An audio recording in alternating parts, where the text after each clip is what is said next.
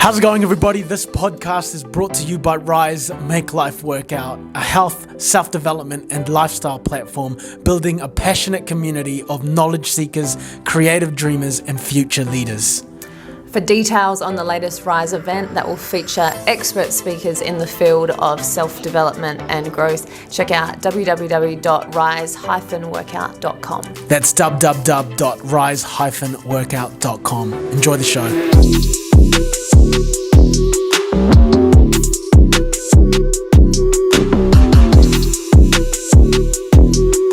How's it going, everybody? Welcome back to the High Frequency Club podcast. My name is Marwan Solario. And I'm Sinead Bierman. We're here talking all things self-development, growth, and mindset. In this week's episode, we sit down with Mandi Hirini, formerly known as Mandi Jones. She recently just got married, and we also filmed this in our hotel lobby, so you might hear a little bit of background noise. But despite the fact, what I really enjoyed about this conversation with Mandi is how she often referred to herself as a work in progress.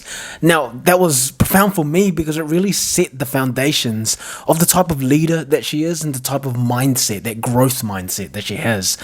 I think a big takeaway was her explaining the importance of communication skills, not just as a professional in the fitness industry, but also using those skills to actively listen to the people that you come across.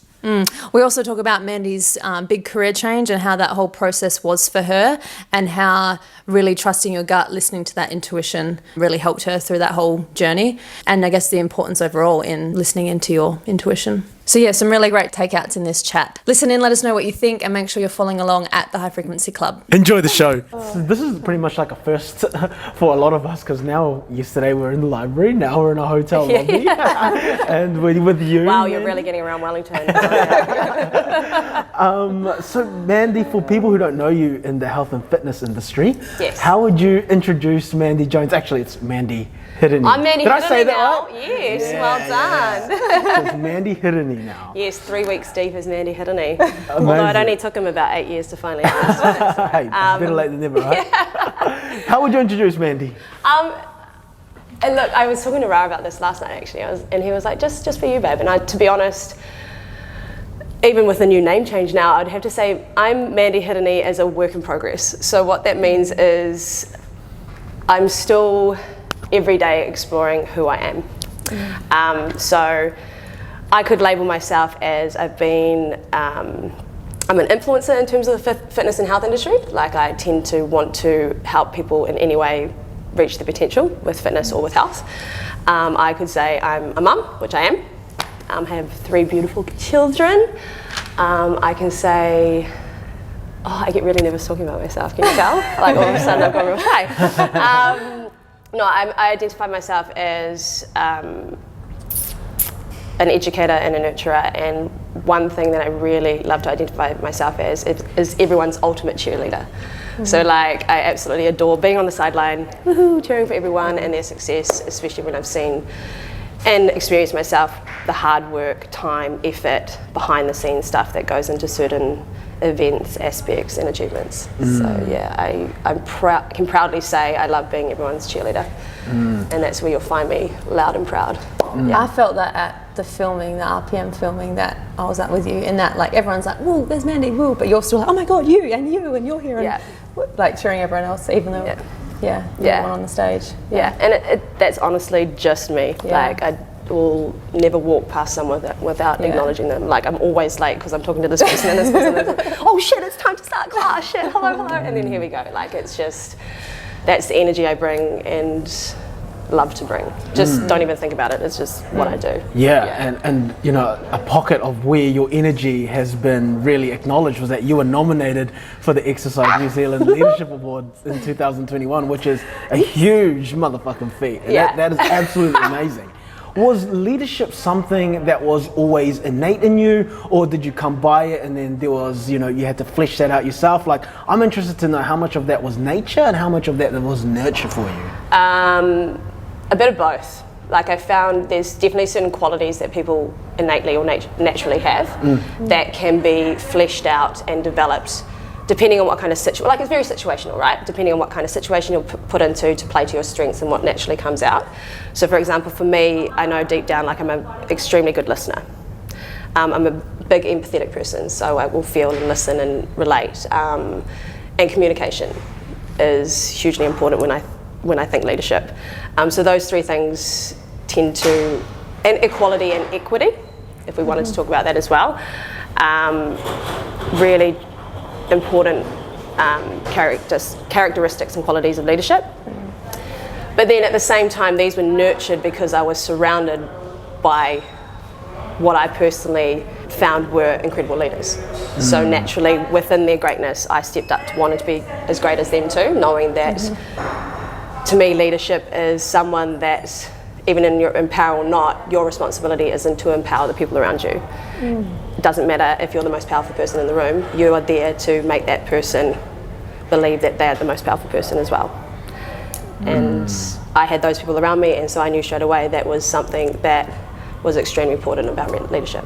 Yeah. Well, who were your role models? I've had some particularly like incredible women around me. Most of them are powerful women. Yeah, wahine toa.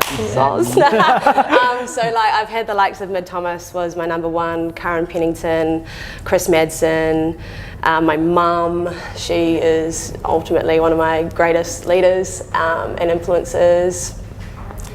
Who else have I had around me? Yeah, my sister, just what she's gone through and been through as well. So those probably, the ones that top of my mind have had a huge influence on me. Yeah. I find it so powerful to definitely have role models. Yeah. At what point do you think where it's time to time to let go of this role model, time to start, thinking about more of what I would do in this situation rather than my role models? Because otherwise it's easy to get into that comparison game. Totally. How would you navigate detaching from that? That was really hard. Yeah, and it was almost like Mid Thomas and I have had so many conversations in this space where I'd go to her for advice and for direction or ways to navigate things through. But there was a time where she's like, "You've just got to figure out yourself." Like it's almost like those people give you permission to go and. It's almost like you have to fuck up and figure it out yourself. And I didn't really get into that position until I became group fitness manager. So. And that was something, like, that role was a dream come true. It was something I'd always strived to want to be from the moment I kind of understood what it was and the responsibilities of it and the what it could create in terms of the business moving forward. And when I stepped into that role in 2017, Karen was my club manager, who became one of my incredible role models. And it was almost like, at that point, you're in that position now. You need to figure out what's right, what's wrong, make mistakes, drop the ball, learn from them, stand on your own 2 feet. And that's when I figured out my strengths in terms of leadership, but also had this safety net to fall back on and think and ask myself questions. What would have this person done? How can I mold that? And how Mandi would do it with her strengths as well. Yeah. So it was the key of saying, you've got permission, here's your evidence, you are now that leader. Yeah. I think because I'm in the same industry as a personal trainer, and I like to think I'm an empath myself. How do you stop yourself or detach from the problems of your team members or your clients? Because it's so easy, right? And then sometimes, let me rescue you, I'll look up. Yeah, sometimes we're having dinner with our partners and you're like, fuck, I'm thinking about my client who told me this, and I'm like, shit, I'm not in the present moment. What tools have you used to help you? And I'm asking because I need advice. Dude, can we brainstorm this shit together? Because I am still figuring it out. And that's what I said before, I'm still a work in progress in some of these things, because naturally going into nurture and cheerleader or rescuer, rescuer is a big label I put on myself and what I need to set boundaries on, because I ultimately go, and even in my new role at NZIS as a tutor, I have these incredible students, but some of them come from unbelievable backgrounds and traumatic or hardship and what they're navigating too, and I go straight away, and I think it's the mum kind of nature of me too. I'm like, oh my God, let me take them and I'll help you. But it's like, no, you've got to safeguard yourself and what else you've got going on, to set barriers, to be like, okay, it's not your responsibility to take everything on, but this is where your strength as a listener comes in. Okay, I'll always be here to listen to you. And then I set up kind of tools which I know are the better avenues for them to go down to get the help they need, because I'm not an expert in some of the help they need, or your clients or your members or your instructors, whatever I went through. I'll always be there to listen, but hey, look, thank you for trusting me to hear you out. How do you feel if we went down this avenue or we took it to this pathway so you can get the help that you need and you deserve? And then it's taking that conversation step by step. No, I'm not ready now. Okay, well, let's just talk each week. Let's catch up when you're ready. Like I do that with a couple of students at my new role. And it's just, they find that safety and that trust within someone. But it's still been really hard to not go full tit and be that person to rescue them. I'll let you know when I figure that one out a bit more. It is hard though, eh? It is extremely hard. Yeah. Have you tried things? Like, what are some of your strategies? Definitely one is saying that I'm not an expert in this and actually reaching out to other people to be like, hey, there's this resource. Otherwise it feels like I'm taking on a whole lot of responsibility that I'm not even qualified for. Then you go, holy shit, what have I done? Like, what have I done? Am I actually going to make it worse for this person? Exactly. Right. And I have to remind myself that I too am a work in progress. That I'm not meant to know it all, and that we're all here to help each other in that sense. Yeah, totally. But one thing that really helps me as well, and you've mentioned a few times now, is that listening part. You know, and if I can just take that role or that position as a listener, and then take action after that without trying to be an expert on anything where I'm not, that helps me as well. I think listening is a skill that isn't necessarily taught to us in school, and it's almost something that is innate with us, especially for empaths, because it's just what we gravitate around. How would you teach active listening? What does that mean to be a listener? How do we listen? You know, it's listening to hear, not to answer. Like, and you've probably heard different ways of how that's explained or how it can be, because they're described. But one of the biggest things is being present while you listen and not be 10 steps ahead with already an answer. And sometimes it's just sitting in silence, like let them talk, be okay with a moment of silence and a pause. Because sometimes they're not reaching for an answer. They just want to be heard. So I guess active listening is giving yourself the permission to know that you just sit and listen, clear your thoughts, look them in the eyes, actively nod or make a notion that you're still there, still with them. But don't go to answer every time. Don't cut them off. Let them just talk, let them be. Because when they're talking, like I've found, they figure out the answer themselves sometimes. When it just comes through, they're like, oh shit, I've never said that out loud before, but there it is. And you're like, oh. Because sometimes that's it. Some people just need to be, they just need to be heard and listened to and get their thoughts out that they're obviously having in their head, but to say it out loud. And then, like you said, sometimes I do then connect the dots and think, oh, I've just said I've been doing this and not doing that, and maybe I should be doing more of this. And you're just sitting back being like, they're just sort of sometimes can work it out themselves. Some of my biggest breakthroughs have been from someone just being there with me. 100%. Not necessarily saying anything, not trying to fix me or anything, any sense like that. Just giving me the space to be vulnerable and take out the thoughts that have been in my head and actually putting them into tangible things, or just putting them out. And it feels like, holy shit, it feels like a whole light load now. You know? 100%. It does. It takes a weight off your shoulders though when they're out loud. The amount of times I've simmered on shit for like a week, and then Ra will go, what the hell is up with you? And I'll just like verbal diarrhea everything out, and he'd be like, oh. I'm like, thanks babe, that's way better. But what he does really well as an active listener too is he'll listen. He's really patient. He's got this incredible skill of being patient. That's a skill in itself too, And then he'll question. He'll give me a question to think about. So he won't give me an answer, but he'll be like, well, have you thought about it this way? Or what if you thought this? Or what if you did that? Or just frame something in a question format that will just open my perspective or open my direction to try something a different way. Or another skill to that is our being in touch with our intuition, right? Because there are times where I can ask Shanae a question if we're having a problem, or sometimes I just have to sit there and listen. But it's about knowing when those moments are and when she has to take that position for me as well, right? To be able to listen to our intuition. But even then, like, that sounds so vague. How do you teach someone to listen to your intuition, right? Do you have anything to add on that? It's funny, I'm reading this book at the moment by Glennon Doyle. Have you read it? No. Untamed. No, I've heard of it though. Incredible book. And she talks about intuition. Well, she doesn't label it intuition, but she calls it her knowing. And it's sitting in silence, sitting in a feeling that I guess you could influence it as your intuition, and knowing that if that feeling is what you're feeling now, then it's okay to sit in it, but it might not always be the right decision to react on it, and how can you navigate it?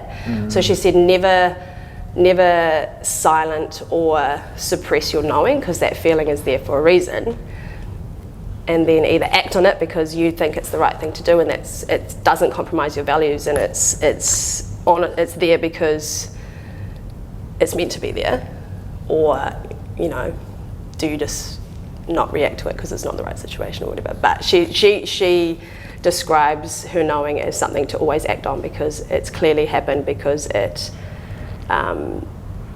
has created a reaction in you in some way.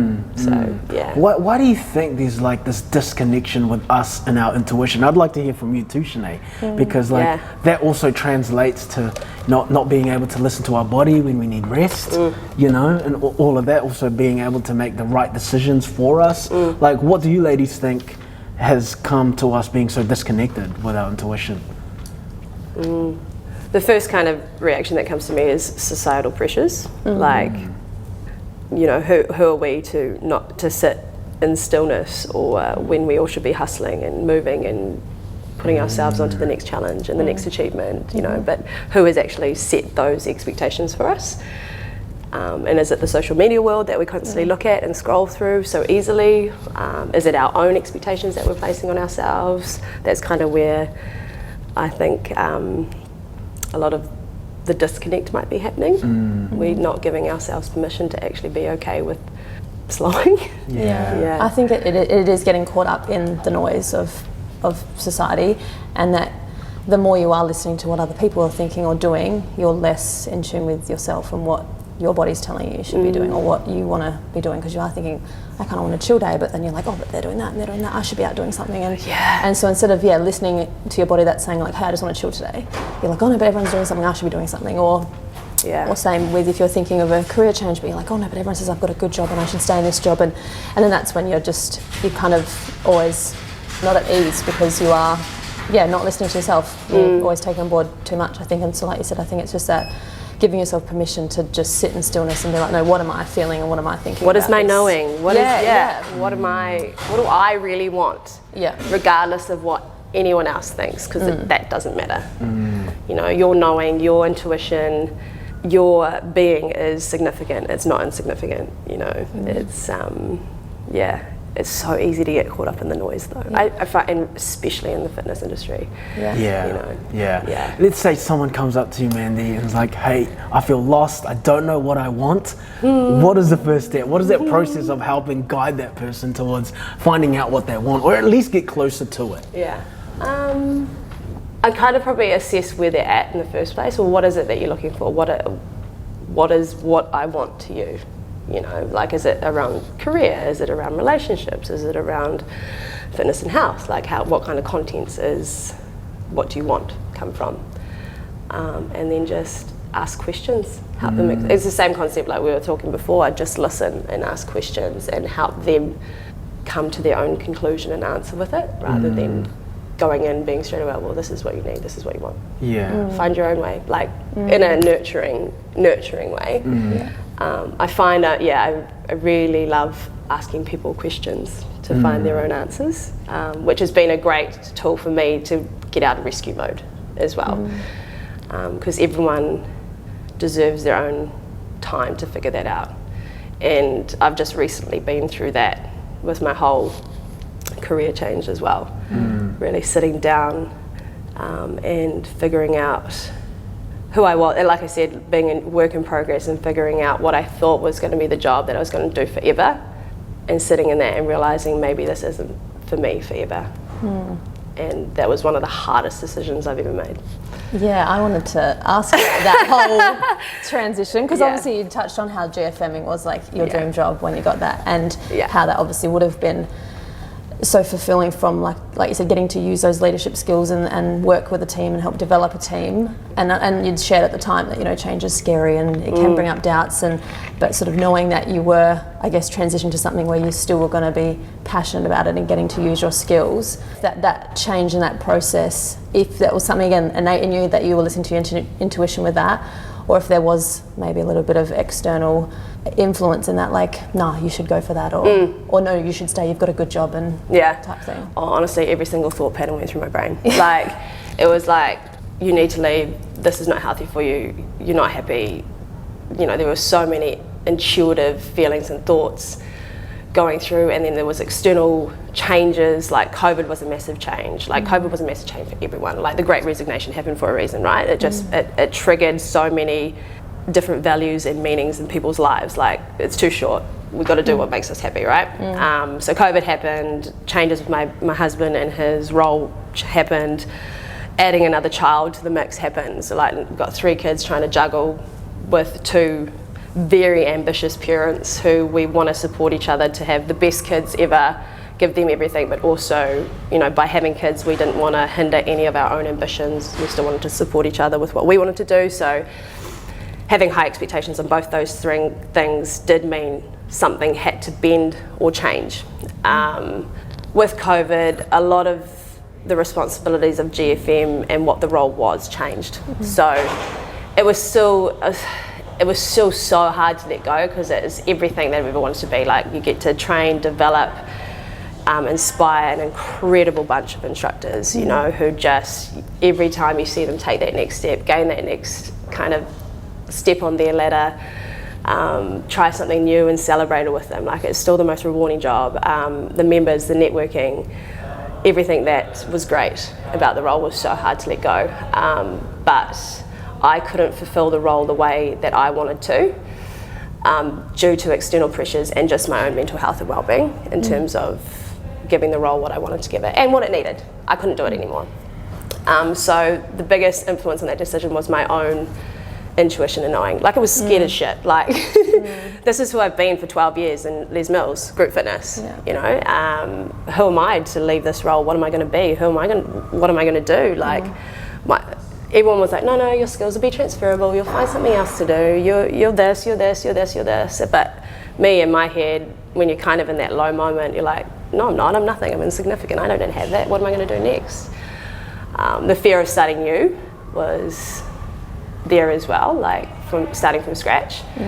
But then on the flip side, there's excitement in starting something new. What can you gain from this? What are you willing to learn? Where can you grow? What skills can you add? So once I started to flip my mindset and look at it through that lens, it was easier to make the decision and be like, okay, well, this is going to be the best thing for my whānau, for my mental health, but also for my growth and development. So yeah, that's where I made the shift. And I didn't have a job to go to. I was like, I'm going to do this now.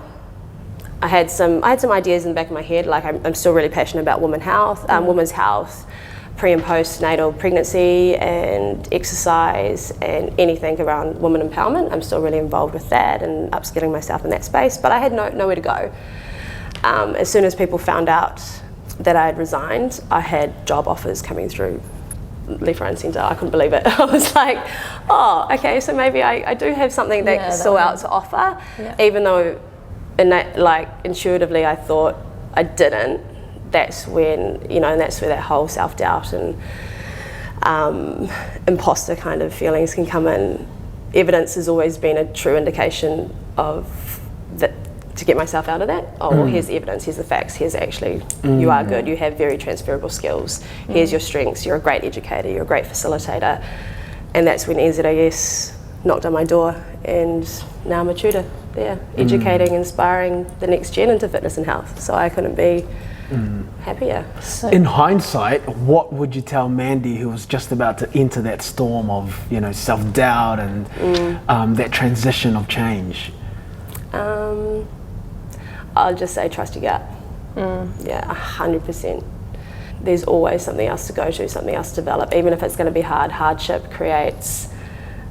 just creates growth. It creates a new pathway that you'll figure out and you'll develop. And continue being that work in progress, because that's what life is about. Don't get stuck in your ways. Curiously look for different ways to grow, because you don't know what you'll find. You don't know what you're capable of until you put yourself into that uncomfortable position. Yeah. I can imagine that still would have been quite like validating once you, like, said the job offers come in and stuff, to be like, okay, no, like there is something else for me, type thing. Yeah. I miss GFM every day still. Like there's still like part of me that's like, go back there in a heartbeat. But at the same time, the skills and the networking and the people and the growth I've created by going on a different pathway too. It's just another stepping stone. Yeah. You've posted that on your Instagram before, this great Brené Brown quote. I love her. I don't want to butcher it, so I'm going to read it straight from the page. Staying vulnerable is a risk we have to take if we want to experience connection. And everyone thrives and really wants connection, right? Because it helps builds those meaningful relationships and things with each other. But being vulnerable is also a super scary thing to do. Isn't it? Right? Yeah. Super scary. How would you help navigate someone, who's wanting to be that vulnerable in that space, and also find a space where it's okay to be vulnerable, right? Because it's all good and dandy to be vulnerable, but we also need space to do that, right? How would you help someone navigate that transition to being a more vulnerable person, to find their themselves? Yeah. Okay. Can I ask you guys this first? Sure. I had to think about this. All right.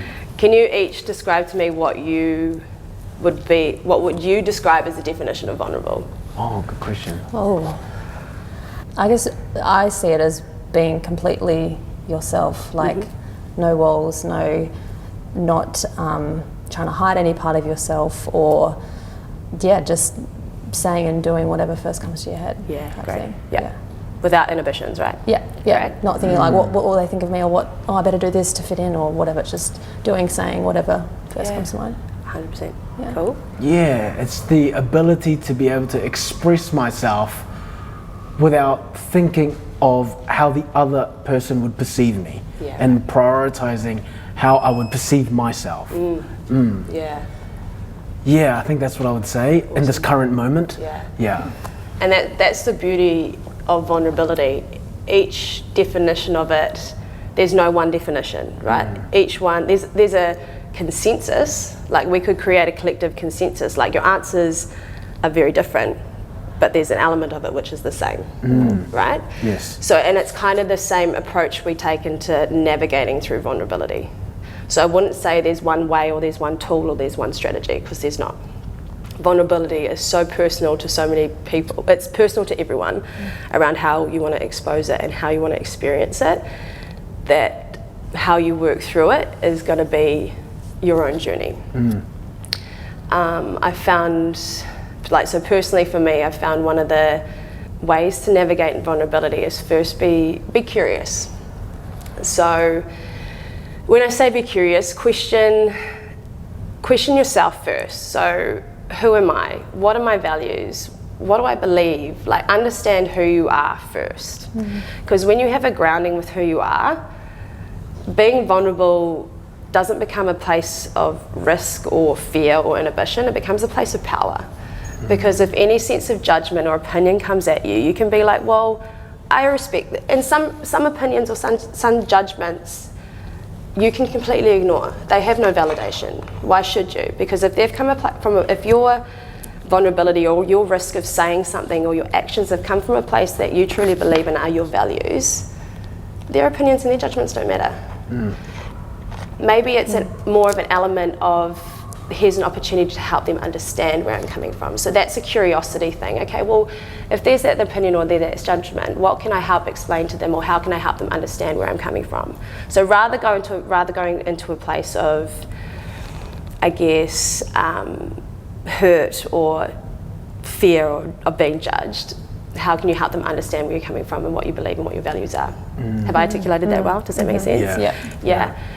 Because knowing who you are and having having your values, having your beliefs, just gives you so much power. And I've found, especially in the group fitness space, in any space when it comes to doing presentations, even getting up on stage to teach like I look back on it now, getting up on stage to teach for the first time, like any other public speaking place, I would have burst into tears. Like, I hate public speaking. But because I knew my value and my purpose and what I believed in, getting up on stage and presenting fitness was just made easy. I was not in a place of fear of judgment. I was able to get up and feel powerful to do it because I believed it. It was something that I believed in and it changed my life, and now you have an opportunity to give it back. So to round it up in summary, navigating vulnerability, know who you are, be comfortable in knowing who you are, and then be curious. Be curious to keep exploring that, and other people's reactions are a place to explore as well. On your story that you posted, I think it wasn't too long ago, you posted something on being humble. And for me, this is a conversation that I have with some people, because it's interesting to discuss, right? How can being humble and being confident coexist? How can you still be humble, not at the detriment of not allowing yourself to show up as your best self, to really champion the evidence and the facts that you have of your abilities? How can you still be humble and still do that at the same time? You're coming with the big hitters, aren't you? Again, and I'm sitting here, I'm here to learn, because I ask myself that sometimes when I post on social. I'm like, fuck, you think you're the man, don't you, bro? You know, and I'm like, do I have to have a balance of being humble, but also at the same time, I'm like, but I got the facts, these are evidence for me, you know, I should be allowed to do that. I should give myself the permission to do that. But then again, sometimes I'm thinking about how the other person will consume the content. You know, is this humble? Am I being humbly confident? But it goes back to your values, right? Because you're even putting yourself in a position of vulnerability still, right? By putting this content out. But then you know within yourself, these are the facts. What's your intention behind it? You tell me. Are you presenting this in an egotistical way, or are you presenting this because you actually genuinely want to help people? And I, hand on heart, can say there is no egotistical approach with the content you put out there. I appreciate that. It is and helpful. Definitely, for me, intentionally wise, that is why I do it, It is helpful. It is, like, I read your shit and I go, damn, how you articulate how everyone is feeling or what's going through their heads, like, your shit is on point. Like, there's no hesitation in even getting that confused, you know? And that's where I think it comes back to, what is your intention behind, I mean, say let's use social media context, for example. What is your intention of that post? And I'm not saying at all there is nothing wrong with putting up something just because it looks good. That's what Instagram's for, right? But if your intention is to educate and here's your reason and you know it's true to you, well then go for it. Like, you'll have the respect from the right people. Yeah, so true, so true. And thank you for highlighting that, because that just validates, like, you're right. I'm allowed to do that as long as my intention is exactly aligned to why I'm doing it, right? To my values. Sometimes sometimes it comes in small little pockets. Like when I wrote on my bio 5-time PT of the Year nominee, I was like, is that a bit cringy? But also at the same time, when I want people to come onto my page, I want them to know this guy knows what he's talking about. That is the reason why I did it. Not because I'm trying to put a crown on my own head. No. You know? And here's a conversation we have with the students coming through that want to be PTs, right? There's an element of where you've got to sell yourself. For sure, You were running your own business, right? You were running a business where you want people to come to you because this is what I can offer. So you need to be able to promote yourself. You need to be okay with saying, this is what I'm good at. Here's what I can help you with. Here's the evidence. Like, I've been nominated 5 times. Like, that shit means something. Like, that's not something that you should hold quiet. And I think that's an attitude that we have in our society, that don't you dare blow your own horn because we'll cut you down real quick. But why the fuck not? Like, you've worked hard to earn those nominations. Like, you don't get nominated, you get nominated. Like, this isn't something you've applied for, so you can, and there's nothing wrong with that, because if you're doing great work and your clients are reaping results, why not get recognition for it? And in fact, the fact that it is a reward that you can be nominated for, that speaks evidence in itself. Like, people are benefiting by what you put out. So selling yourself, branding yourself, especially in a PT business where you're a sole trader and it's fucking hard work, you need to be able to promote yourself with what you do and know, and it comes back to that self-awareness. What are you good at? What are your core values? What are you willing to, what is your intention? What do you want to help people achieve? Yeah, so fucking do more. Yeah, thank you. For yourself, how do you balance? And I will always cheerlead that. Anyone that puts that shit up, I'm like, fuck you, let me triple tap that shit. You must come across that a lot, especially because you're bringing up new personal trainers into the industry, right? You're building their self-confidence in a way.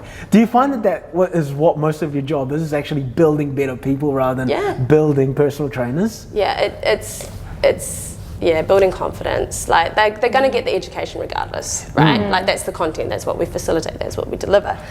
But a lot of our job and what we do is character building too. The most rewarding thing, and it was the same as group fitness, the most rewarding thing I'll ever see is when someone comes in, the most timid, the most shy, the most uncertain human being ever, and then leaving like head held proud, look what I've got, the confidence, the communication skills, because that's what we're prepping them for too, right? We're prepping them to go into the industry and get ready to be fucking knocked back, but stand up back up on their 2 feet. They know that the industry is going to be hard.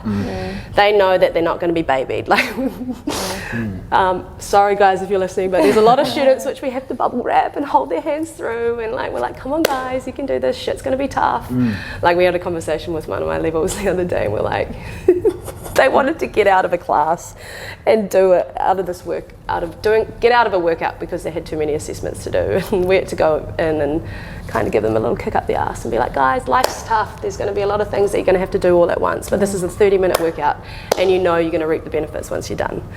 So we're still doing it. You know, and they loved it. We went and did it, it was sprint, woohoo, went and did it, they loved it, and they were like, okay, see, you know, they don't realise what they're capable of until you put them in that position. And that's what we do. You know, there's times where we know we've got to understand and be empathetic, you know, work through certain challenges, but at the same time we say no to them to build their resilience, to build their strength, to get them ready to step into the industry, because it's hard. Absolutely, it's hard. I think when I talk to new entrants PT as well, something that always surprises them is that like their exercise is actually a very, very, very, very small part of what they do as a job. So small. You guys ready to be counsellors? Yeah. You're ready to be life coaches? Yeah, you're in people you're to be management. on 24/7?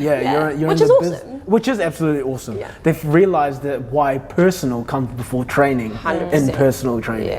You know? And it's all good and dandy that you become a personal trainer because you love the gym. But that makes up a small part of what you do, you know, as an actual personal trainer. And I think it just goes back to that, what you said before, of the value of really upskilling in communication. And it's probably, like we do facilitate a bit of it within some of the programs at NZAS. Like we have a leadership module, which a big element of it is communication. Because it can get overlooked. Not communication for one, but also the ability to sell and promote yourself. Like it just, and a lot of them crave that kind of, how do I do that? How do I get the confidence to communicate? How do I start small talk? Like how do I just go up and talk to someone? I don't know how to do that. And even I'm still figuring out how to go do that, like, because I can be a really fucking awkward person. So like, it's like, how do you remove that awkwardness and just go up and have a casual conversation with someone else? Look, the easiest thing is just ask them questions. People love talking about themselves, just ask questions. And we all love talking about ourselves, like, of course we do. It's natural human reaction. And that's probably one of the skills that they get them starting with, and as group fitness instructors. Like you tell me, when you go into a class before you start, do you go talk to people? Absolutely. And what do you do? What's a tool you use? What would you like out of the workout today? Where are you at today? Look, questions, good. Exactly, you know? What are you looking for? How was your day today? Where are you working? What's your name? Like, it's just questions galore. And I'll just tell them, write down a library of questions that will start to trigger, because as soon as you've hit that one question that sparks something for someone, you've got a conversation, you've got a relationship, you've got a connection. That person straight away feels valued, they're going to come back. Because it's not what we do on the stage, it's what we do off. Same when it comes to personal training. How do you get your new leads? You might you'll crack a conversation on social, or you'll see someone on the gym floor, right? And it's all about starting with a conversation, a question. Yeah. Oh my God, they do see me, they do value me. Yeah. Okay, I'm definitely going to invest in this person. Yeah, and that's something that also accumulates through time, right? You're not necessarily going to create a conversion from one conversation. No. You know, it's a patience game, and also that genuine curiosity Totally. that you talked about, rather than hitting someone up with this agenda of dollar signs. Of signing them up. They'll feel that. Yeah, there's that intuition straight away. Eh? Yeah, what are you trying to tell me? Yeah, does this person really care about me, or do they need a dollar sign? Yeah.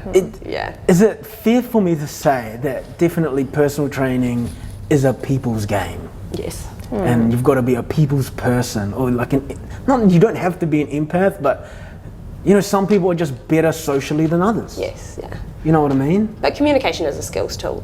You can sharpen it. Right? You can always sharpen it. What resources would you recommend to our listeners right now who are like, I need to upskill my communication? Like, what do you have you read any books? Do you listen to any podcasts, you know, that'll help our listeners listening to this? Communication. The name that comes to mind, well, not so much in communication, but I guess leadership would be Simon Sinek.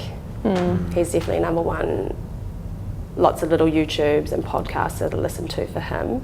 In terms of communication though, nothing off the top of my head right now in terms of resources. I'm sorry. That's all good. That's all good. We'll leave your Instagram tags for people. Yeah, to hit sure. Anyway. Yeah, please do. I can find some tips for you. But I think personally, the way that I've learned how to be a better communicator is actually just putting myself in positions to have to communicate. Like as a group fitness instructor, putting myself in position as a personal trainer, well shit, I need more leads, I'm going to have to do something about it. How am I going to communicate? How I'm going to put, it's almost putting yourself in a vulnerable position again. You know, well, how am I going to ensure that this person knows that I'm here for the right reasons, and asking them that, you know, to be my client for this reasons or whatever. There's no better teacher than experience, right? And then self-reflection. Like you said, if you're someone that doesn't feel confident, that you can easily avoid that if you wanted to. You could be that instructor that rocks up like a minute before your class. So you don't have to sit and chat to your members versus forcing yourself about, no, I'm going to get 15 minutes early class, I'm going to sit outside and chat to every person that comes and learn names or learn about my members. So when I used to train my rookies or the new ones coming through, one of the things, because it's all good to practice your skills and your craft on stage, that's cool, that's what we do, that's part of the job. But it was more, okay, well this is a trainee, this is a new instructor, these people don't know who you are in my community or my class that we've got going on here. How about you come in 10 minutes early before class? Because this is what newbies do, right? They come in early, they're shy, you know, we've all been there, we've all done it. Definitely. You're going to come in 5 minutes early. Your goal for today is actually not what you do on the stage, it's to learn one person's name. Okay? And not the regulars that are in the front row, they're going to give you their names in a heartbeat. Whether you ask them or not. Yes, okay. Hi Emily again, hello, yeah, she's there, good. Okay, you're going to just either stand at the door, someone's going to walk in and you go, hi, nice to meet you, great to see you here, what's your name? Awesome, I'm so-and-so, I'm going to be your instructor today. So I'll give them the tools and how they can frame a conversation, but it just helps them build that communication skill straight away. That value, and that you never know how much of an impact that small connection can make to that person's day. That's what's so important. Absolutely. How does Mandi balance out, you know, rest, recovery, and hustle? What boundaries do you put around yourself to ensure that you're showing up the best that you can? I was having had a big think about this, and honest to say, it's still a work in progress. Like, that can be a hashtag for this conversation. I'm a hugely high achiever personality, ambitious personality, have high expectations of myself, to be a constant hustler. And I enjoy being in that space. Like, I'm a fast-paced thinker, I'm a fast-paced doer, I learn really fast, I constantly want to be better at something or challenge myself at something. Like, I'll get to one area and I'm like, cool, I've achieved that, what's next? Like, I'm constantly on the move, which actually removes the ability to sit and celebrate what I have achieved. So that's a big work on for me. So my hustle is, and I've posted a few times, is the practice of stillness and silence. Like, being okay to sit in a day or sit into a moment and sit back and be like, fuck, look what I've achieved, and really celebrate that, rather than constantly having to go for more to be validated. So I'm still figuring out how to relax because I like being on the go, but also, yeah, practicing being in the present to acknowledge and celebrate what I have achieved. And I think that's a really big message for a lot of people who are the same kind of characteristics and personality. Because it's not about the destination, it's about the journey, right? It's about every step. There's so much to celebrate within every step, and every achievement is a big achievement, no matter how small someone else might interpret it. So I can't tell you if I figure that one out, but I will tell you when I do. I have absolutely loved in this conversation your openness and willingness and vulnerability to say that you are a work in progress. You know, I think sometimes, and including myself, when I'm being observed, whether I'm talking to a group of people where there's a camera, there's this what do you call it, impulse to be like, I know it all, you know, and then that feeds into the imposter syndrome because you know you don't know it all, you know, and then sometimes you end up not being yourself, you know? And to be able to be in your energy, to be open with that, really gives me the confidence to be like, you know what, Mandi's rocking the work in progress, and like, aren't we all? You know, I think it's really cool to acknowledge that because, we can be in a place where we're put on a pedestal and we have to live up to that expectation. When I think we are all as humans we evolve every single day, and I think there's a real permission in knowing that no one's ever gonna be at the top of their game and not have anywhere else to go. Like, there's definitely levels you can always achieve, but you still have an opportunity to go this direction. It's about being open-minded, right? Don't be closed or fixed to one element or expectation. Be okay to drop the ball and fuck up, but learn from it, grow from it, be okay with it, carry on. We've all done things that we might regret or learn from, but then what are you going to do to be better from it? What can you do to then help others, you know, with that, however you want to frame it? As we wrap this amazing conversation up, we'd love to leave our listeners with a practical tip. And you can choose whether it's going to be about self-confidence, vulnerability, communication skills. What would you leave our listeners for them to think about and actually action after they've listened to this episode with you? 110, 200, a million% be open-minded and allow yourself to be a work in progress. Love that. You heard it here. Thank you so much, everybody. Thank you, Mandi. Peace. Thank you, guys. Everyone.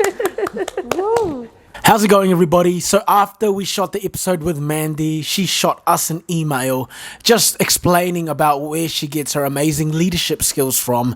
And we thought it would be a good idea to add that email in just so you get a backstory and a background on where she trained and how she's gotten to be at the amazing place that she is. So in that email, she said, I was reflecting on some of the questions about leadership today and really missed the chance to mention Les Mills and their ability to educate and support leadership and personal development within their staff and instructors.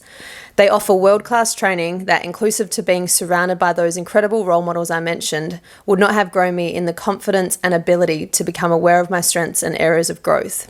Being exposed to such training to become the best possible version of yourself, if you're brave enough to do the deep dives.